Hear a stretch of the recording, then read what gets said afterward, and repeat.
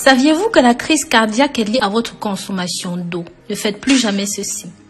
Aujourd'hui, je vais vous dire quel est le meilleur moyen et la bonne heure pour consommer de l'eau. Comme je l'ai appris d'un médecin, tout ceci afin d'éviter les crises cardiaques. Je pense que, comme moi, il y a beaucoup de gens qui se disent qu'ils ne veulent pas boire de l'eau avant d'aller se coucher, juste pour ne pas être obligés de se lever la nuit et d'aller aux toilettes. Je comprends qu'une quantité minimale d'eau est nécessaire pour éliminer les toxines du corps. Mais ce que je ne savais pas, c'est que boire de l'eau à une certaine heure maximise son efficacité dans le corps. En plus de cette information, ce médecin m'a expliqué quelle était la meilleure façon de boire de l'eau pour éviter divers problèmes de santé et je partage ceci avec vous dans cette nouvelle vidéo. Mais avant d'aller plus loin, si vous aimez les sujets de santé, bien-être et les remèdes naturels, pensez à vous abonner sur cette chaîne. Cliquez sur la clochette de notification pour être toujours au parfum de tout ce que je publie sur YouTube.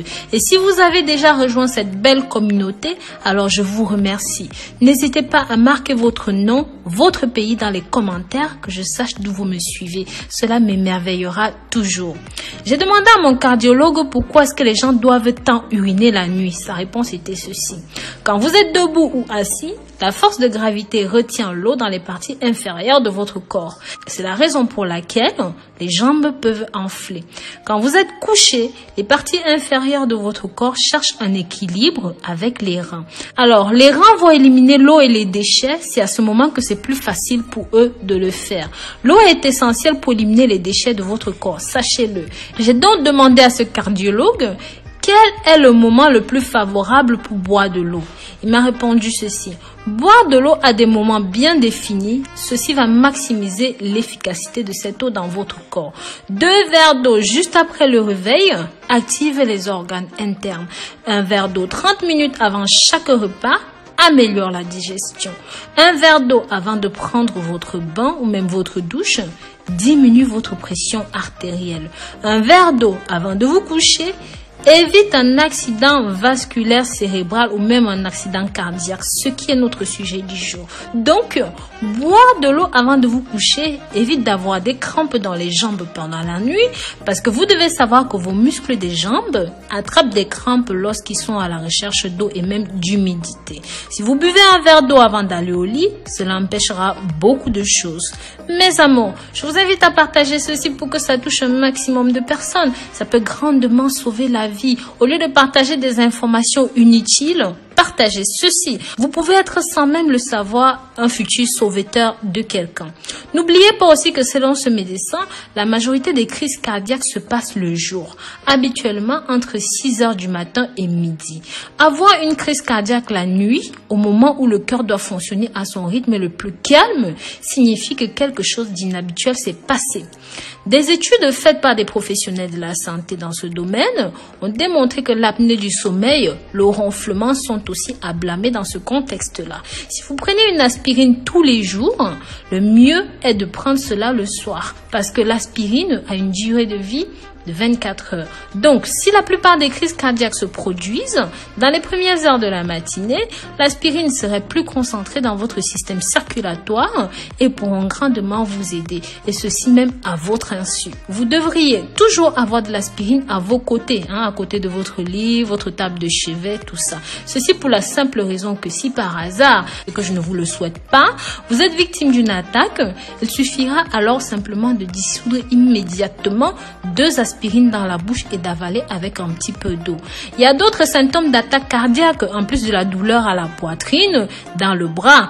Vous devez aussi prendre en compte des douleurs intenses à la mâchoire droite ou dans le cou, ainsi que les nausées et parfois beaucoup de transpiration. Mais sachez que ces symptômes peuvent aussi arriver fréquemment et parfois pas tous les mêmes et même pas tous en même temps.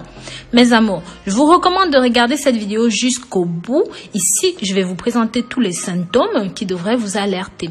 La plupart des gens, environ 60% des personnes qui ont eu une crise cardiaque pendant le sommeil, ils ne se sont pas réveillés. Cependant, si cela se produit avec une douleur dans la poitrine, cela peut vous réveiller et même si vous dormiez dans un sommeil profond, cela peut arriver. N'hésitez donc pas à appeler un voisin ou un membre de la famille qui est à proximité proximité. Prévenez aussi les secours pour savoir quelle est la procédure à suivre. Ensuite, ayez le réflexe d'ouvrir la porte d'entrée de votre maison et de vous asseoir sur une chaise près de la porte d'entrée pour respirer le maximum d'air frais.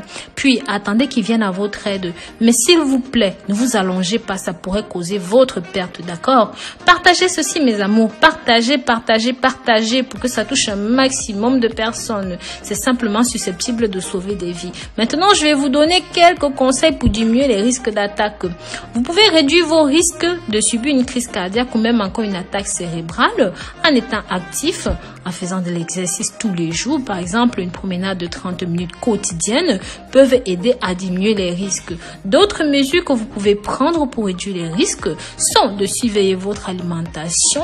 Combien est-ce que vous mangez? Cela peut aider à réduire et à surveiller votre poids. Si vous êtes obèse, si vous êtes en surpoids, il ne faut pas fumer des cigarettes. Vous devez chasser cette mauvaise habitude. Si vous n'y arrivez pas, parlez-en à votre médecin pour qu'il puisse vous faire prendre en charge. Pareil, en cas de cholestérol, contrôlez correctement votre glycémie. Cela peut diminuer les risques d'avoir des crises cardiaques. Sachez aussi que certains médicaments pour le diabète peuvent travailler mieux que d'autres pour réduire les risques de crise cardiaque. Et soyez très alerte aux médicaments que vous prenez. Donc voilà, j'espère ici que j'ai pu vous apporter quelque chose. Mes amours, n'hésitez pas dans les commentaires à partager vos expériences. S'il vous plaît, dites-moi d'où vous venez, votre nom et n'hésitez pas à partager vos expériences de crise cardiaque avec nous. Prenez grand soin de vous d'ici là et sachez que je vous porte dans mon cœur. Bisous, bisous.